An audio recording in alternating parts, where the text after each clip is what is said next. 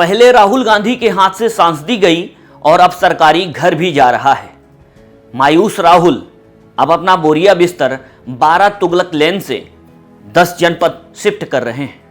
वही 10 जनपद जो उनकी माताजी सोनिया गांधी का सरकारी आवास है, और अब राहुल गांधी का नया ठिकाना भी वही होगा।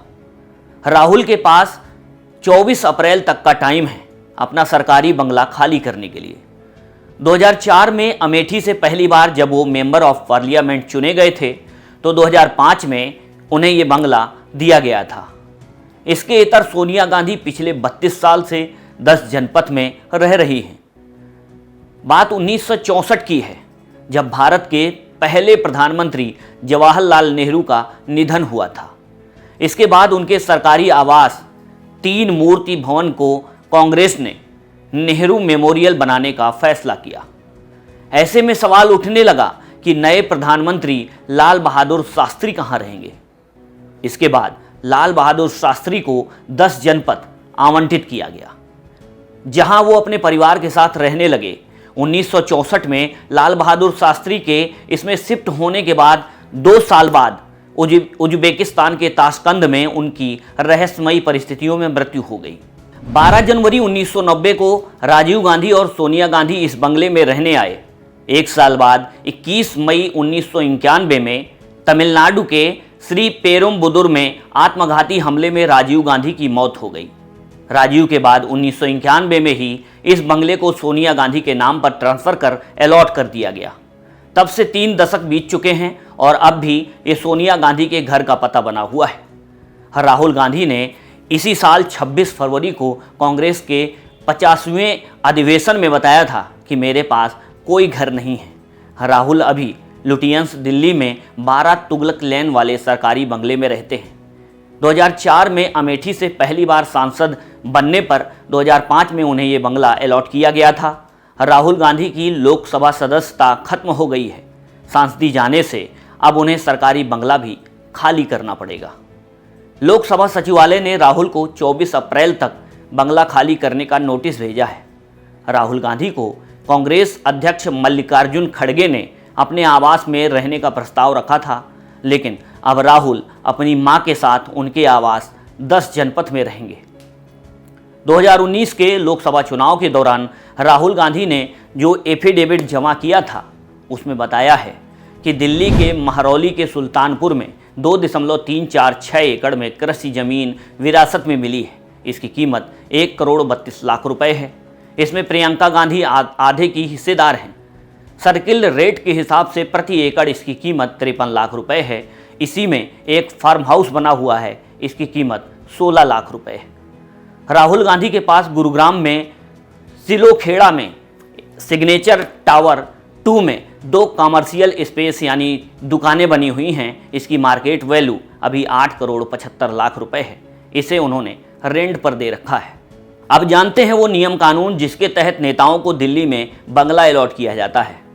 लोकसभा सदस्यों को दिल्ली में बंगले का आवंटन डायरेक्टरेट ऑफ स्टेट्स करता है। ये ministry of housing and urban affairs के अंदर आता है। डायरेक्टरेट ऑफ स्टेट्स के अंदर भी ये काम जनरल पूल रेजिडेंशियल एकोमोडेशन यानी GPRA एक्ट के तहत किया जाता है।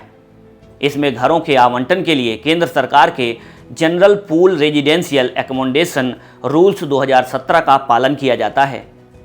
GPRA में केंद्र सरकार का कोई भी कर्मचारी घर के लिए अप्लाई कर सकता है, लेकिन अलॉटमेंट के लिए पे स्केल, ऑफिस और पोजीशन को देखा जाता है और उसी के अनुसार बंगले दिए जाते हैं। इन बंगलों के लिए सरकार की तरफ से एक मासिक किराया भी तय है। इसे सरकार मार्केट रेट के हिसाब से ही रखने की कोशिश करती है। इन घरों के रखरखाव के लिए सरकार की तरफ से भत्ता भी दिया जाता है। लोकसभा सांसदों को देने के लिए फिलहाल 517 आवास हैं। इसमें भी 159 बंगले हैं, 37 twin flats, 193 single flats, 96 multi storey flat और 32 यूनिट्स सिंगुलर रेगुलर घर हैं। ये सभी प्रॉपर्टी सेंट्रल दिल्ली के North Avenue, South Avenue, Meena Bagh, Vishambhar Das Marg, Tilak लेन, विट्ठल भाई पटेल हाउस और बाबा खड़क सिंह मार्ग में है। जिन सांसदों को सरकारी बंगला नहीं दे पाती है सरकार, वो सांसद दिल्ली के किसी भी होटल में सरकार के खर्चे पर रह सकते हैं। सांसद जितने भी दिन अपने काम से दिल्ली में ठहरता है, उसका खर्च केंद्र सरकार उठाती है। सरकार सांसदों के लिए होटल में अस्थायी आवास कैटेगरी के तहत भी रहने की व्यवस्था करती है। होटल में सिंगल स्वीट दिया जाता है। ये तब तक के लिए होता है जब तक सरकार उस सांसद के लिए नियमित घर की व्यवस्था नहीं कर देती है। राहुल गांधी जैसे या अन्य इसी तरह के मामलों में सरकारी बंगला खाली करने का भी एक कानून है।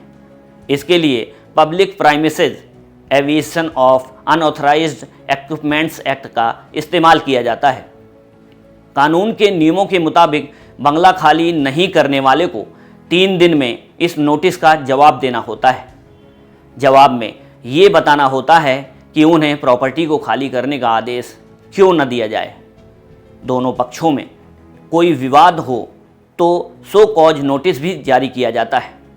फिर डायरेक्टरेट ऑफ स्टेट्स मामले की सुनवाई करता है। इतने के बावजूद भी कोई जवाब नहीं मिलता है तो बंगला खाली कराने के लिए राज्य बल का प्रयोग कर सकता है। 2019 में इस कानून में एक संशोधन के मुताबिक बंगला खाली नहीं करने पर अब 10 लाख रुपए तक का जुर्माना भी लगाया जा सकता है। तो दोस्तों, ये थी किसी सांसद के सरकारी बंगला खाली करने या उसे नया बंगला मिलने की पूरी कहानी।